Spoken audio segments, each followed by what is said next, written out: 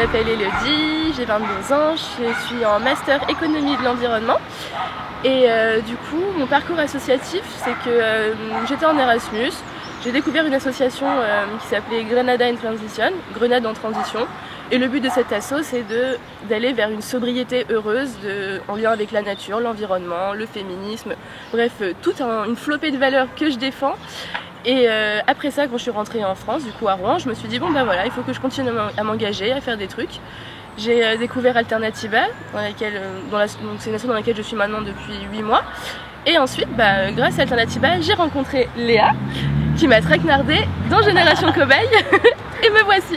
Moi c'est Léa, j'ai 27 ans, je suis paysagiste urbaniste, au chômage. Et ça fait 4 ans et demi, un peu plus de 4 ans que je suis chez Génération Cobaye maintenant. Enfin, en tout cas que j'ai découvert Génération Cobaye. Mon engagement a pris plein de formes diverses dans l'asso jusqu'à aujourd'hui être sur le groupe de Rouen.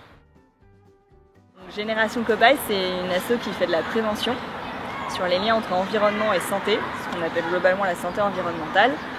Et donc le but, c'est de sensibiliser les jeunes sur ces sujets-là, sur tous les polluants qu'on rencontre dans notre quotidien, et surtout de leur proposer des solutions et des alternatives pour qu'ils puissent changer leurs habitudes et arrêter de s'intoxiquer avec tout ça. On dit se faire du bien sans se faire de mal. Donc la conférence, en fait, c'est en lien avec notre campagne principale qui s'appelle les 7 commandements de l'éco-orgasme. Donc c'est ce petit flyer qui en fait il y a un poster. Et l'idée, c'est de parler de sexe et d'orgasme pour interpeller les gens, parce qu'en termes de com, ça marche bien, le rose, tout ça. Et l'idée, c'est à travers ce prisme-là, de décrypter à quoi on est exposé au quotidien. Et donc, on a un peu fait les différentes étapes de la drague, du célibat jusqu'à la pénétration.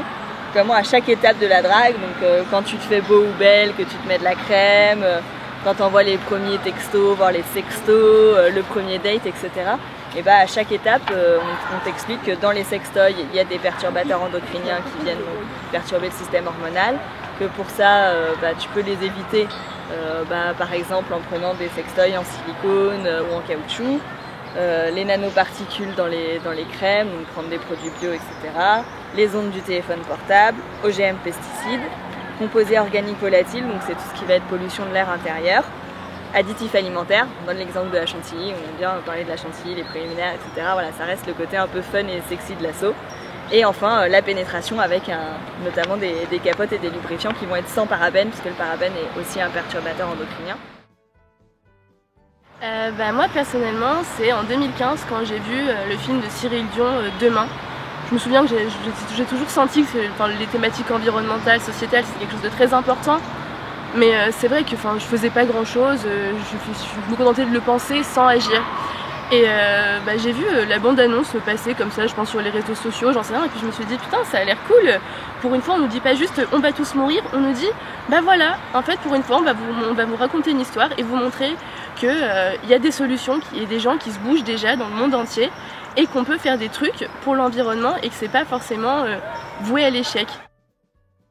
L'avantage de Génération Cobaye, c'est que c'est une asso qui existe depuis 4 ans et qui a été hyper active, donc il y a plein de petits formats tout faits. Les flyers, ils sont tout faits, on a des stickers, on a des pins, tout l'attirail de com entre guillemets, il est là. Donc il faut juste se renseigner un peu et arriver à en parler, mais ça c'est assez simple quoi. Donc en fait le plus compliqué entre guillemets, je pense que c'est d'arriver à fédérer un groupe et de faire que les gens se sentent vraiment Génération Cobaye et osent.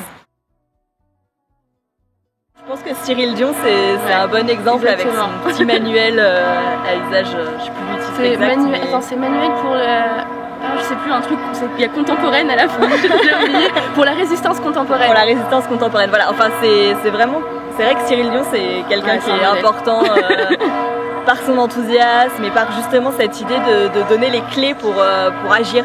Et les clés pour s'engager rapidement sans se sentir engagé jusque là non plus, parce que c'est parfois la peur qu'ont les gens dans le monde associatif. Donc là ce petit manuel là il est hyper instructif pour retrouver de l'enthousiasme et l'envie de se bouger. Moi je sais que quelqu'un que j'admire aussi énormément c'est Vincent Verza de la chaîne Partager c'est sympa.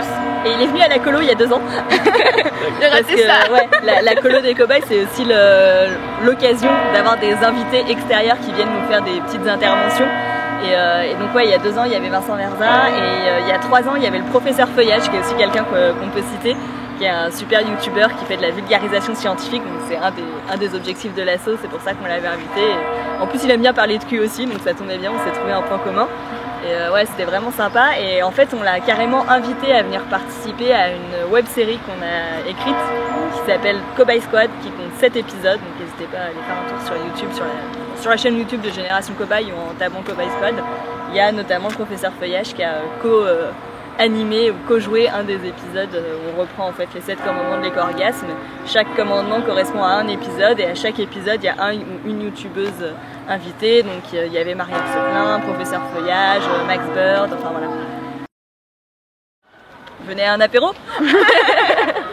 Ouais, venez boire des coups avec nous, on est sympa. On est gentils. Du coup, si vous êtes intéressé par Génération Cobaye, à Rouen ou au National, n'hésitez pas à cliquer sur les liens qui seront en dessous. Voilà.